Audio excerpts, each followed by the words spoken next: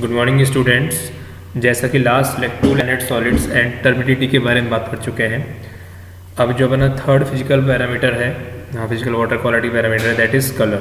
ठीक है, तो कलर जो आता है बेसिकली अगर हम बात करें ट्रू तो वो आएगा डिजॉल्व सॉलिड से। अगर हम बात करें एपरेंट, ठीक है ना, तो वो आएगा suspended solid plus dissolve solid से। ठीक है, तो colour water can not be used for washing and dyeing purposes. ये हमको सबको पता है कि कलर वाटर हम धोने के लिए और डाइंग पर्पज़ के लिए यूज़ नहीं कर सकते हैं। There are certain colour causing organic compound which reacts with chlorine and result in the formation of carcinogenic compounds capable of causing cancer. मतलब बहुत सारे ऐसे कलर कॉजिंग ऑर्गेनिक कंपाउंड्स हैं जो कि क्लोरीन से रिएक्ट करते हैं और कार्सिनोजेनिक कंपाउंड्स बनाते हैं। कार्सिनोजेनिक कंपाउंड्स का मतलब क्या हो गया, जो कि कैंसर पैदा करते हैं। ठीक है ना, तो बेसिकली यहाँ पर एक चीज़ यहाँ पर लिखी हुई है आपके सामने मैं बताता हूँ। ये जो यहाँ पे लिखा हुआ है ना, ये डिसॉल्व सॉलिड कारण क्या आता है, कलर आता है। नो डाउट अगर हमारे पानी के अंदर सॉलिड डिसॉल्व फॉर्म में है तभी कलर आ पाएगा। ठीक है ना, एपरेंट का मतलब क्या हो गया, जो सच नहीं है। तो सस्पेंडेड सॉलिड्स और डिसॉल्व सॉलिड्स कारण तो एपरेंट कलर आएगा, लेकिन जो ट्रू कलर आएगा वो किसी कारण आएगा, वो आएगा डिसॉल्व सॉलिड के कारण। आगे चलते हैं। There are certain colour causing compounds like iron and manganese which increase the demand of, आगे चलते हैं, increase the demand of chlorine in water and reduces its effectiveness as disinfectants या फिर you can say disinfection। तो मतलब यहाँ पर बहुत सारे कलर कोजिंग कंपाउंड्स होते हैं जो कलर देते हैं, जैसे आयरन हो गया, मैग्नीज हो गया। ठीक है, तो आयरन और मैग्नीज कलर तो देते देते हैं और क्या करते हैं, ये क्लोरीन की डिमांड को भी क्या कर देते हैं, इंक्रीज कर देते हैं। क्योंकि क्लोरीन का काम क्या होता है, डिसइंफेक्शन करना। मैं आपको बता चुका हूँ या फिर आगे हम पढ़ेंगे कि जब हम वाटर ट्रीटमेंट करेंगे तो disinfection is the last process of water treatment. Without disinfection our treatment process will not complete. So अगर हम डिसइंफेक्शन कर रहे हैं तो वहाँ पर क्लोरीन की मेन भूमिका रहेगी, मेन रोल रहेगा। तो क्लोरीन के कारण क्या होता है, डिसइंफेक्शन होता है। लेकिन अगर मान लो उसी पानी के अंदर हमारे पास आयरन और मैग्नीज हैं, तो अगर आयरन मैग्नीज को भी हमको हटाना है तो हमको यहाँ पर भी क्लोरीन यूज़ में लेना पड़ेगा। तो पहले जो क्लोरीन काम कर रहा था वो ओनली डिसइंफेक्शन का कर रहा था। अब जो क्लोरीन काम कर रहा है डिसइंफेक्शन के साथ साथ वो आयरन एंड मैग्नीज को भी वहाँ से रिमूव कर रहा है। ठीक है, there are certain colour causing compounds like phenol which react with chlorine and give taste and odour in it. ठीक है, कुछ कलर कोजिंग कंपाउंड्स होते हैं जो क्या करते हैं हमको, there are certain colour causing compounds like phenol in which react with chlorine and give taste and odour in water. मतलब कुछ कलर कोजिंग कंपाउंड्स होते हैं जैसे फिनॉल हो गया जो कि क्लोरीन से रिएक्ट करते हैं और क्या देते हैं, टेस्ट एंड ऑर्डर देते हैं।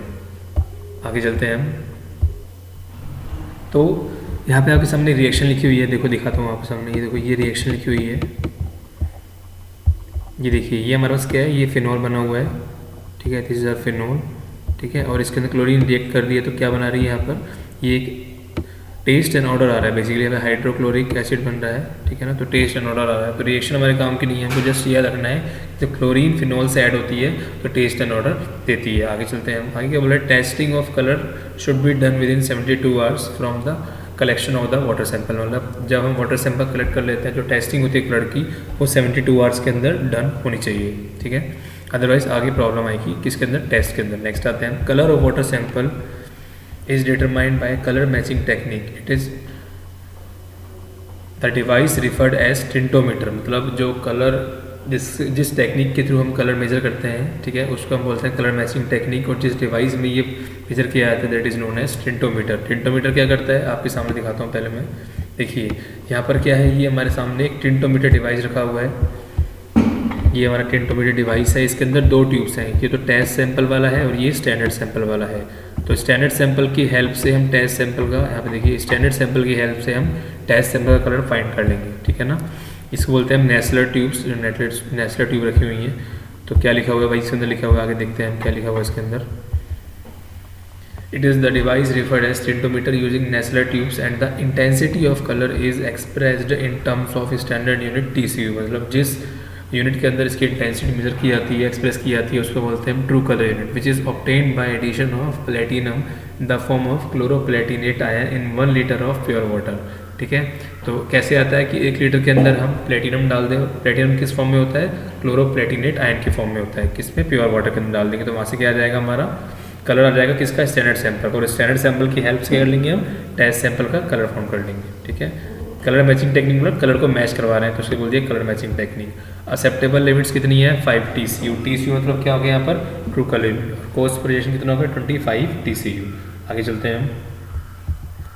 टेम्परेचर फोर्थ हमारा जो physical water quality parameter that is temperature. तो temperature in water affect both chemical and biological activity reactions, मतलब जो टेम्परेचर होता है केमिकल और बायोलॉजिकल दोनों रिएक्शंस को काफ़ी इफेक्ट करता है। An average increase of 10 degree centigrade in temperature of water almost double the biological activities, मतलब अगर 10 डिग्री सेंटीग्रेड टेम्परेचर का इंक्रीज़ हो जाता है तो बायोलॉजिकल एक्टिविटीज़ अपने जितनी रिएक्शन से हो रही थी उसका 2 टाइम्स डबल हो जाएंगी, ठीक है ना, मतलब उसकी जो स्पीड है वो 2 टाइम्स हो जाएगी, दुगनी हो जाएगी, ठीक है। फॉर वाटर सप्लाईज, जो पानी हम सप्लाई करने जा रहे हैं उसके जो टेम्परेचर होना चाहिए वो 10 to 25 डिग्री सेंटीग्रेड के बीच में होना चाहिए। ये जो सारी रेंजेस हैं वो आपको प्रॉपर तरीके से याद होनी चाहिए। मैं पहले बता चुका हूँ these ranges are very important for objective type of question. Next है taste and odour, that is our fifth physical water quality parameter. तो सोर्सेज कहाँ से आता है, तो taste and odour in water is induced due to inorganic minerals like sodium, calcium, magnesium etcetera, or due to organic matter, or may come from dissolved gases like CO2, CH4, H2S, NH3, nitrogen in water. मतलब taste and order water में कहाँ से आता है, inorganic mineral से भी आता है और ऑर्गेनिक मैटर से भी आता है और गैसेस से भी आता है। Taste and odour in water, taste and odour in water में result the formation of carcinogenic, मतलब टेस्ट एंड ऑर्डर भी पानी के अंदर क्या कर सकता है, कार्सिनोजेनिक फॉर्मेशन कर सकता है। इसका मतलब उससे कैंसर रिलेटेड डिजीज पैदा हो सकती है। Taste and odour is determined in osmoscope by diluting the water sample up to an extent.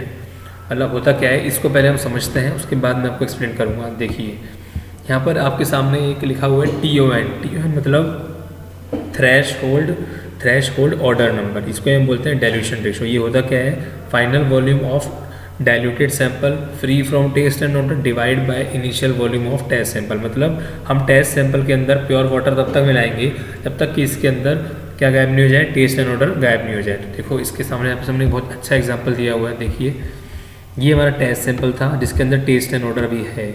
इसका जो वॉल्यूम है दैट इज़ 40 ml। मैंने क्या किया, इसके अंदर मैंने प्योर वाटर ऐड किया, तो ये 40 ml था, ये भी कितना हो गया 40 ml, तो ये ऐड होकर कितना हो जाएगा 80 ml, ये हो गया 80 ml।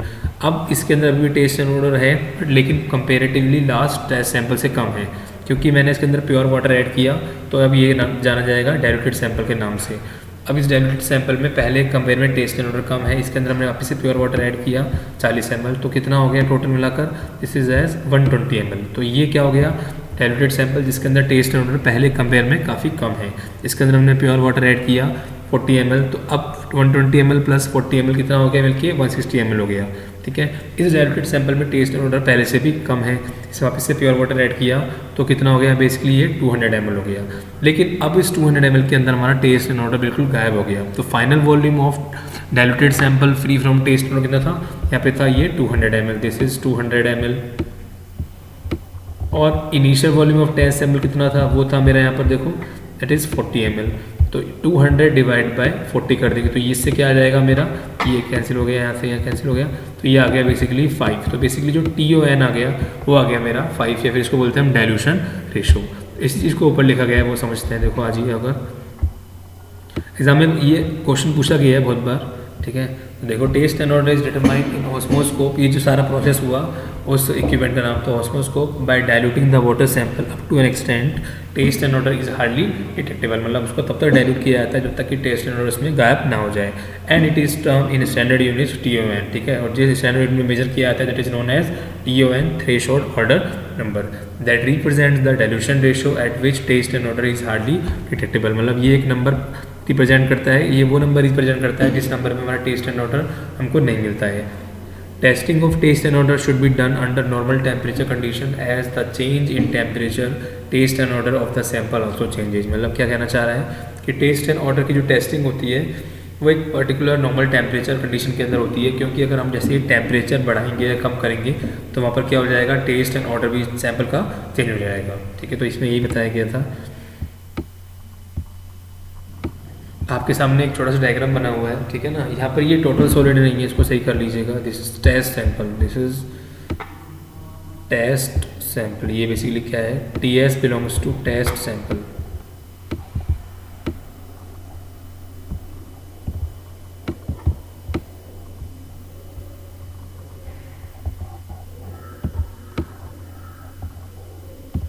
फिर टेस्ट सैंपल सही कर लीजिएगा। अब आगे आते हैं इसके अंदर, देखो एक डायग्राम बना हुआ है, इस डायग्राम में क्या है यहाँ पे, और ये है हमारे माइक्रो ऑर्गेनिज्म। बेसिकली ये बायोलॉजिकल एक्टिविटी के अंदर पार्टिसिपेट करेंगे, ठीक है ना। देखो होता क्या है, जो माइक्रो ऑर्गेनिजम्स हैं हम क्या करते हैं, ऑर्गेनिक मैटर के अंदर जो कार्बन अवेलेबल होता है इसको कंज्यूम कर लेते हैं। जैसे ही इन माइक्रो ऑर्गेनिजम्स ने कार्बन को कंज्यूम किया, ये कार्बन होता है उनके एज ए एनर्जी या ऐसे फूड की तरह काम करता है। उसके बाद ये ऑक्सीजन हमको प्रोवाइड कराएंगे, ठीक है। तो माइक्रो ऑर्गेनिज्म क्या करते हैं, कार्बन को ऑर्गेनिक मैटर से कार्बन लेते हैं, ठीक है ना, और क्या काम करते हैं, ऑक्सीजन प्रोवाइड कराते हैं। इसको ही बोलते हैं हम डीकम्पोजिशन बेसिकली, ठीक है ना। आगे क्या हुआ, बायोमास क्या होता है, ऑर्गेनिक मैटर में कार्बन ले लिया, कार्बन के बाद कुछ जो पार्ट बच गया वो क्या हो गया हमारा बायोमास। इसके अंदर क्या है, कार्बोनेट है, सल्फेट है, नाइट्रेट है, फास्फेट है, एसिड्स है, एल्कोहल है, कुछ गैसेज आती हैं like carbon dioxide, methane, hydrogen disulphide, ammonia और नाइट्रोजन। तो ये कुछ गैसेज किस में आती हैं, ये बायोमास के अंदर इंक्लूड होती हैं। अब जो लिमिट होती है टेस्ट ऑर्डर की वो होती है एक्सेप्टेबल, जो लिमिट होती है दैट इज़ 1 TON मतलब 1 थ्रेशोल्ड ऑर्डर नंबर, और जो cost rejection that is 3 TON मतलब 3 थ्रेशोल्ड ऑर्डर नंबर, ठीक है ना। तो ये कुछ टेस्ट और ऑर्डर क्या हैं, लिमिट्स हैं जो आपको याद रखनी है। मैं पहले बता चुका हूँ, these limits are very important, ठीक है। नेक्स्ट लेक्चर में बात करेंगे हम केमिकल वाटर क्वालिटी पैरामीटर्स की। तो केमिकल वाटर क्वालिटी पैरामीटर्स के अंदर क्या है पढ़ेंगे हम, basically chemical water quality parameters मतलब यहाँ पर केमिकल रिएक्शंस हो रही हैं। जैसे मैंने पहले बताया था आपको कि सस्पेंडेड सॉलिड्स किस में इंक्लूड होता है, वो होता है फिजिकल वाटर क्वालिटी पैरामीटर में। लेकिन डिजॉल्व सॉलिड किस में इंक्लूड होगा, that will be include in chemical water quality parameter. तो मैं आशा करता हूँ कि जो भी मैंने अब तक पढ़ाया है आपको फिजिकल वाटर क्वालिटी पैरामीटर में, सब कुछ आपको समझ में आ गया होगा। अगर आपको नहीं समझ में आया तो कोई दिक्कत नहीं है, आप मुझसे पूछ सकते हैं। जो अपना कॉलेज टाइमिंग है from 8 to 3, you can ask, कोई प्रॉब्लम नहीं है। तब तक के लिए आप घरों में रहिए, सेफ रहिए, take care, bye bye, see you in the next lecture.